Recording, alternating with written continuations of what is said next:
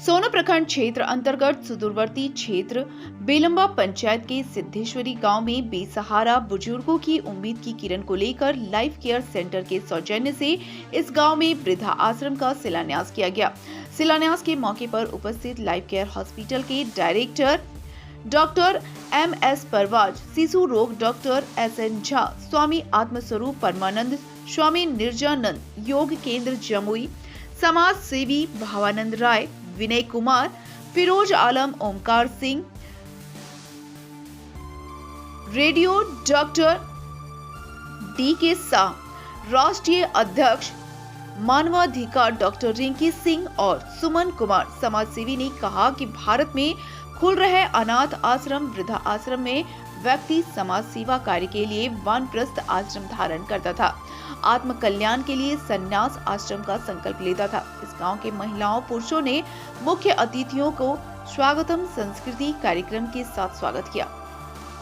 साथ ही शिष्टाचार भेंट में उन्होंने कहा कि वृद्धा आश्रम के अन्य 10 एकड़ जमीन दी गई है, जिसमें जैविक खेती की जा रही है। इस ग्राम के माध्यम से अभिभावकों द्वारा उन्हें रोटी खाने लायक ही नहीं बल्कि रोटी कमाने लायक बनाने का पवित्र कार्य भी किया जाता है।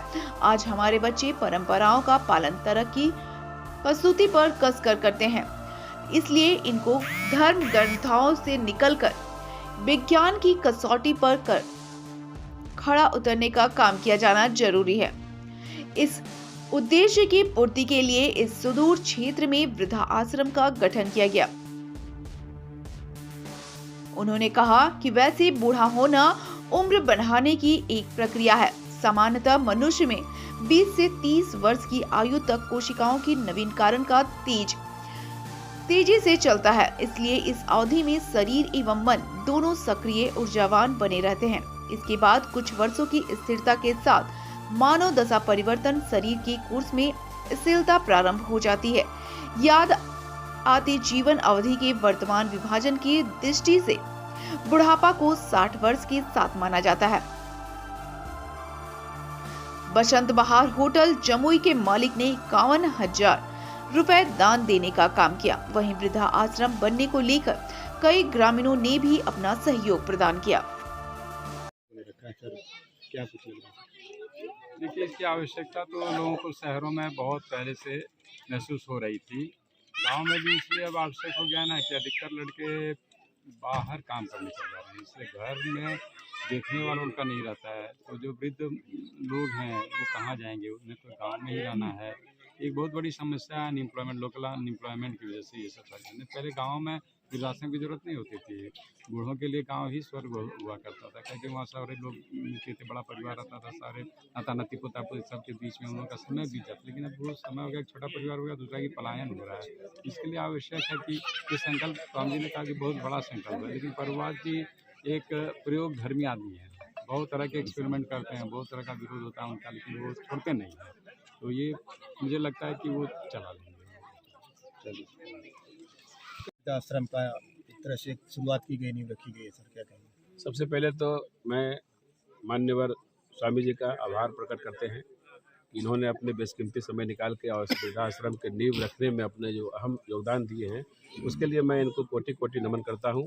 और सबसे सराहनीय जो आज का इस कार्यक्रम का वृद्धाश्रम के लिए जो सबसे सराहनीय और सबसे योगदान, सबसे योग जो बातें हैं वो डॉक्टर परवेज साहब के जहन में न जाने खुदा ने कौन सा ऐसा इनको किस घड़ी में किस समय इनके जहन में वो बातें डाल दी जो आज मूल रूप से वृद्धाश्रम के रूप में आज का नींव डाला गया, आज का शिलान्यास किया गया। मैं फिर से तहे दिल से भाई परवेज, डॉक्टर परवेज साहब का शुक्रिया अदा करना चाहता हूँ।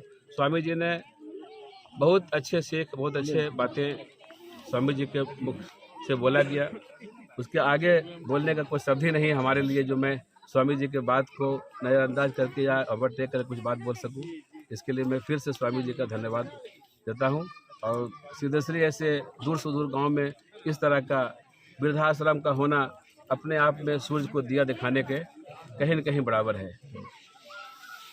वाले समय में जिस तरह से हमारा समाज विकसित हो रहा है, पश्चिमी सभ्यता का प्रादुर्भाव हो रहा है और संतान अपने पिता के प्रति, बुजुर्गों के प्रति जिस तरह से कर्तव्य परायणता से दूर हो रहा है, वैसी स्थिति में ये तो बुजुर्गों के लिए एक औषधालय है और समय की मांग है।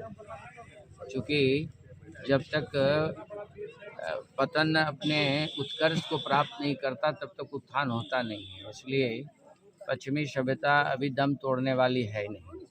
ऐसी स्थिति में समाज के इतने बौद्धिक वर्ग मिलकर के डॉक्टर परवेज के साथ इस तरह का फैसला किया है, उसके लिए कोई भी शब्द कम पड़ेगा। अति सराहनीय।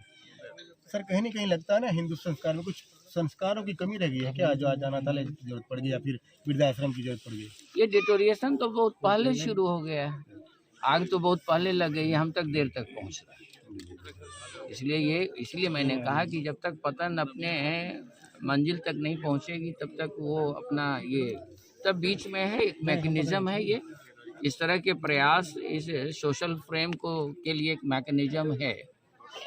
जैसे कहते मरता क्या नहीं करता, तिनके को डूटे को तिनका का सहारा। तो हम तो एक गिलहरी प्रयास जो इन्होंने किया है, यदि इस तरह के प्रयास की एक हवा चल जाए तो बहुत अच्छा हो जाए। और गिव सर्व लव तो ये जीवन का मिशन होना चाहिए। सर वैसे परिवार को क्या कहना चाहिएगा बच्चे को जो कि वृद्ध होने के बाद अपने माता पिता को छोड़ देते हैं, सारा धन रहते हुए भी? क्या उनके मन में लालच चलता है जो अपने माँ बाप को वृद्धाश्रम पहुँचाने का काम करते हैं? इत्तेफाक से आपके प्रश्न के पहले ही मैं वो लाइन मेरे मुंह से निकल गया, उसमें गागर में सागर की तरह था कि वो अभी एक वायरस कहिए, इस तरह का जो लोगों को कर लो दुनिया मुट्ठी में, जिस मिशन को मेटरलिज्म के पीछे जिस तरह से लोग हाथ पैर को झाड़ करके भाग रहे हैं, लेकिन कभी उनको जीवन में नहीं है कि एक आदमी एक थाली भोजन ही करता है। आप अपने जीवन में 100 रुपया कमाते हैं तो उसमें 100 रुपया आपका नहीं है।